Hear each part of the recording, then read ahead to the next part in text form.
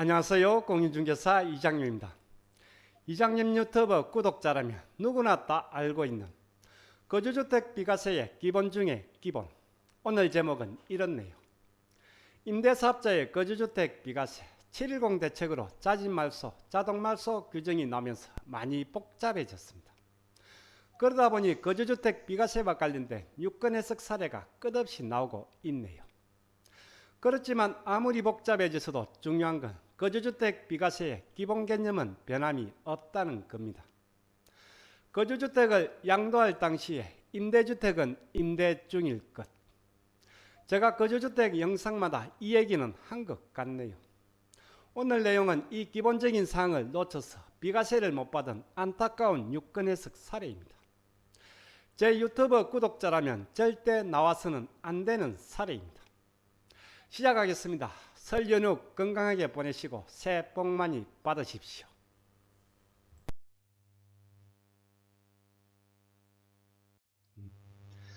거주주택 한 채와 임대주택 한 채가 있습니다. 자진말소 또는 자동말소가 되고 임대주택을 먼저 처분을 했네요. 그리고 거주주택을 양도합니다. 이때 A주택은 거주주택 비과세가 적용이 안 되네요. 왜 그럴까요? 거주주택을 양도할 당시에 임대주택은 임대 중일 것. 이 기본 원칙에 위배가 되네요. 거주주택 A를 양도할 당시에 임대주택 B는 이미 처분하고 없네요. 2021년 12월 7일에 사전답변에 등록된 유권해석입니다. 제목을 한번 보겠습니다. 임대등록이 자동말소된 임대주택 양도 후 거주주택 양도 시 소득세법 시행령 제155조 제20항 거주주택 비과세 특례가 적용 여부. 쉽게 자동말소된 임대주택을 먼저 양도를 하고 그리고 거주주택을 양도하는 경우 거주주택 비과세가 적용이 되는지. 710 대책으로 나왔던 자진말소, 자동말소에 따른 거주주택 비과세 요건입니다. 임대주택이 말소가 됐다면 거주주택 비과세를 받기 위해서는 말소 후 5년 내 거주주택을 양도를 해야 합니다. 임대등록을 말소하고 5년 안에만 양도를 하면 되는. 그런데 여기엔 함정이 있네요. 5년 안에 양도를 하면 되니까 임대주택을 먼저 처분을 하고 그리고 거주주택을 이후에 양도를 생각하기 쉽습니다. 이번 유권 해석 사례가 이런 경우네요. 질의하신 분의 사실관계를 한번 보겠습니다. 경기도 성남에 거주주택 한 채와 임대주택 한 채를 가지고 있었네요. 거주주택 A와 임대주택 B 두 채를 가지고 있었네요. 임대주택은 20년 9월에 자동 말소가 됐네요. 그리고 말소된 임대주택을 21년 4월에 양도를 했네요. 그리고 남은 거주주택 A를 이어서 8월에 양도를 했네요. 임대주택을 미리 처분하고 그리고 남은 거주주택을 양도하는 경우 거주주택 비과세가 적용이 되는지 질의를 했네요. 답변의 요지입니다. 자동 말소된 임대주택을 먼저 양도를 하고 그리고 거주주택을 양도하는 경우는 거주주택 비과세 특례 적용 대상에 해당하지 않는다고 하네요. 왜 안 되는지는 아래 기존 해석 사례를 참고하라고 하네요. 거주주택을 양도하기에 앞서 장기 임대주택을 먼저 양도한 경우는 위 소득세법 시행령 제155조 제20항에 따른 1세대 1주택 특례 적용 대상에 해당하지 않는 것입니다. 그리고 참고하라는 소득세법 시행령 제155조 제20항 임대사업자의 거주주택 비과세 규정입니다. 여기엔 가정어린이집도 같이 있다 보니 엄청 복잡해 보입니다. 복잡한 내용 다 빼고 단순히 정리하면 이렇습니다.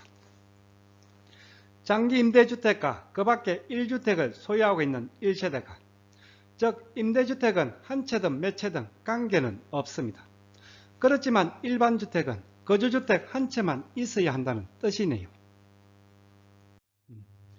아래 거주주택의 요건 그리고 임대주택의 요건 모두 충족을 해야 합니다. 거주주택에 대한 요건은 단순합니다. 그냥 2년 이상 거주만 하면 되네요. 임대 등록을 하기 전에 거주를 해서도 상관은 없습니다. 보유기간 중 2년 이상 거주입니다. 문제는 임대주택에 대한 요건입니다.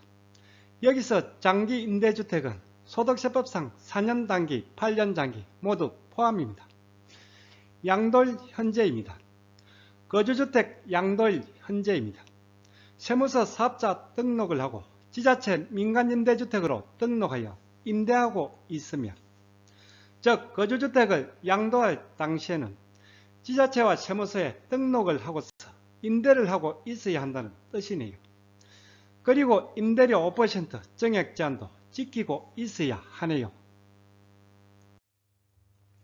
즉 거주주택을 양도할 당시에는 임대주택은 임대를 하고 있어야 한다는 뜻입니다. 쉽게 정리를 하면 이렇습니다. 거주주택에선 2년 이상 거주를 했으면 되네요.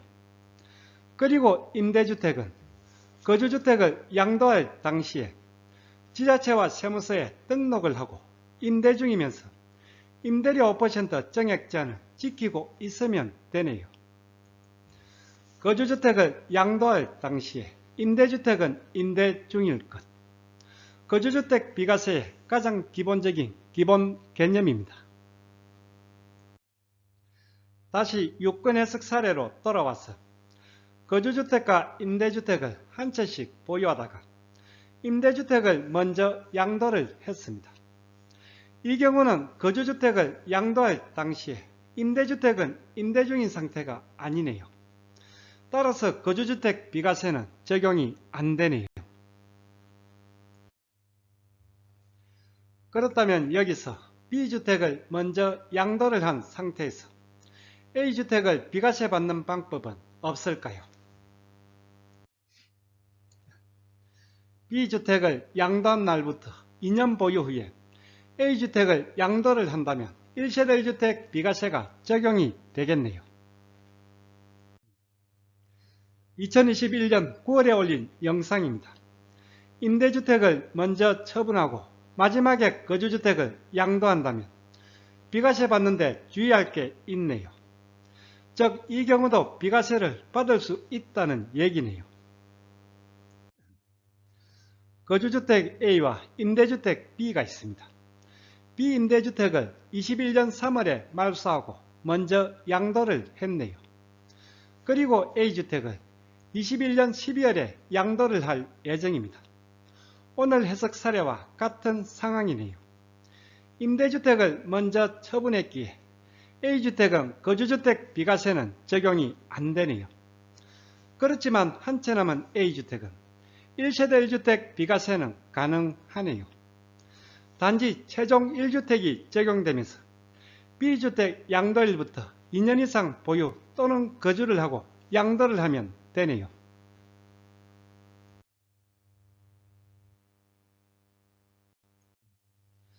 자칫 놓치기 쉬운데 이 영상도 한 번 더 챙겨보시면 좋겠네요. 이번 사례도 B주택을 양도한 날부터 2년 후에 A주택을 양도를 한다면 1세대 1주택 비과세는 가능하네요. 그런데 안타깝게도 21년 8월에 이미 양도를 했네요. 요건 해석이 나올 때마다 항상 느끼는 게 비과세가 안 되면 왜 안 되는지, 그리고 어떻게 하면 비과세가 가능한지 알려주면 차후에 양도하는 사람들에게 도움이 되는데 그게 안 되네요. 이번 사례도 그냥 거주주택 비과세가 안 된다고만 하지 말고 B주택을 처분하고 2년 후에 A주택을 양도한다면 1세대 1주택 비과세는 가능하다고 알려주면 좋은데 그게 안 되네요.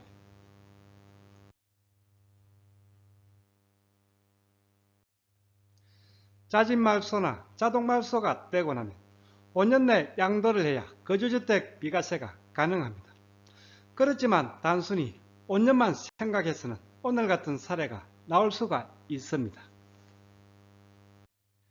임대주택이 말소가 되더라도 거주주택을 양도할 당시에 최소 한 채 이상은 임대 중인 상태라야 거주주택 비과세가 가능합니다. 그렇지만 또 거주주택 비과세는 적용이 안 되더라도 앞서와 같이 1세대 1주택 비과세는 가능할 수도 있습니다. 오늘 강의는 제 구독자라면 웬만큼은 숙지하고 있는 내용입니다. 그래도 체크를 한 더 해두셔야 하는 거주주택 비과세의 기본 중의 기본입니다.